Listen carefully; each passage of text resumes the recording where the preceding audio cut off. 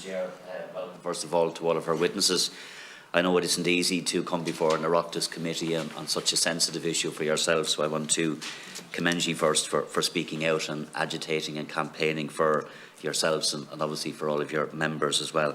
Terry, just in terms of the opening statement, I know it was Margaret who read the opening statement into the record, but just a number of questions to tease out some of the recommendations that you make or some of the asks that you make, and I'll come to Mary in a few minutes as well, because obviously we have the HSE in later and we want to put some questions to them as well. So the first one in relation to medical cards. Is it the case that it's not universally available to mesh survivors, so there's no automatic right to a medical card, but that's something that you're seeking? Is that the ask? Yes, and firstly could I apologise for being late. No, don't be worried, man. But yes, there's every barrier being met with medical cards. Like that people that have a husband working, obviously through the injury that meshes after causing diversity in families is after changing, diversities in relationships is after changing. So I don't think you can necessarily say that a husband's wages, although they're married and whatever, is just going to be put into the wife's medical care. Well, it's means tested. Okay, well, we'll tease it out with the HSE. Yeah, but yet there's no allowances in that comparison for the means of the medical card. Women have been maimed. We went in with good faith to have this surgery done. They were maimed, not by themselves. So it's not their fault that they're in this position. It's not their husband's fault. It's not their job's fault. It's not their retirement fund's fault.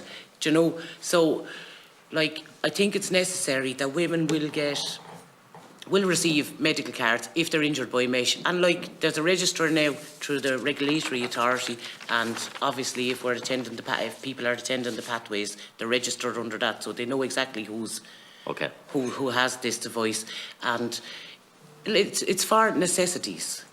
It is for necessities. I don't know whether you're getting down to the total nitty-gritty of the price of hygiene products or whatever here, but these are available through community care. They're through incontinence care from the public sector as well. So I think women should be entitled to those things and not be at the greater expense through no fault of their own. Okay, we've very limited time, so I have a number of questions I wanted to put, so thanks for answering that. I might just skip some of the other ones and we'll come back maybe later with the HSE.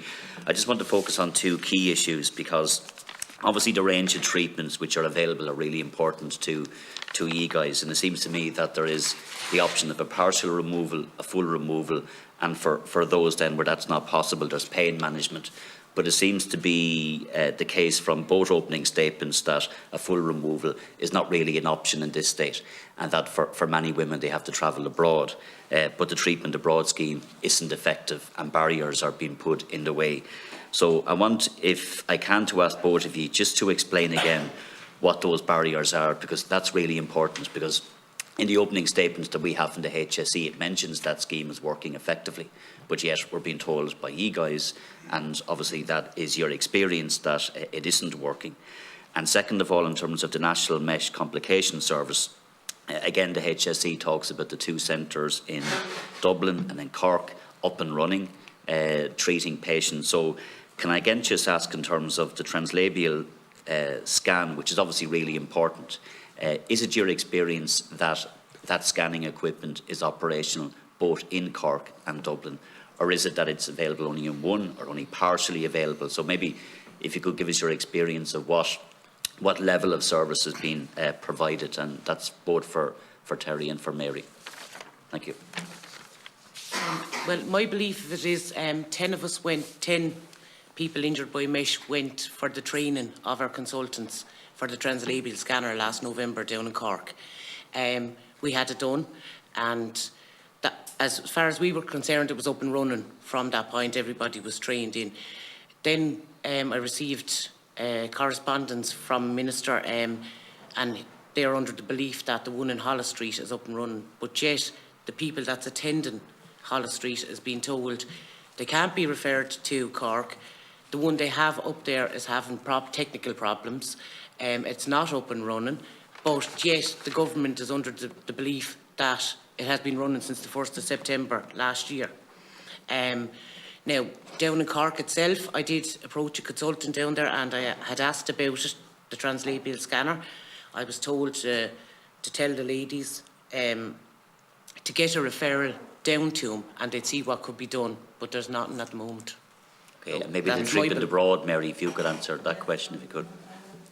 Or Amanda. I tried to access the treatment abroad scheme. I had been with my urologist for 3 years and I had found out through a friend about mesh injury, and I applied and my consultant had come to the end of his treatment plan. The only thing left was a hospital admission and IV treatment.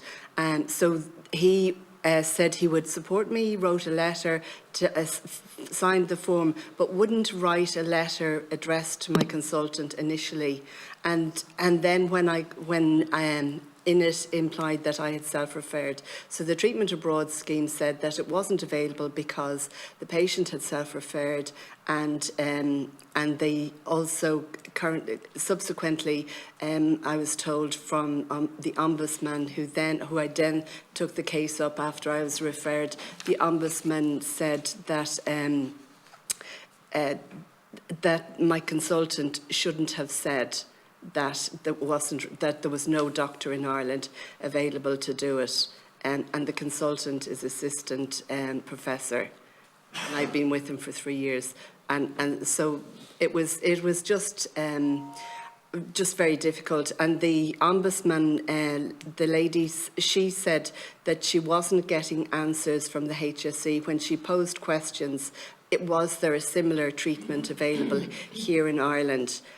She didn't get an answer back. So it seems that the ombudsman doesn't have the ability to the authority to get the information and to actually look for the evidence as a solicitor would, and so therefore they've no clout to be able to make a judgment, and plus they're not medically trained to understand, so the HSE can say what they like. Okay, I need to move on.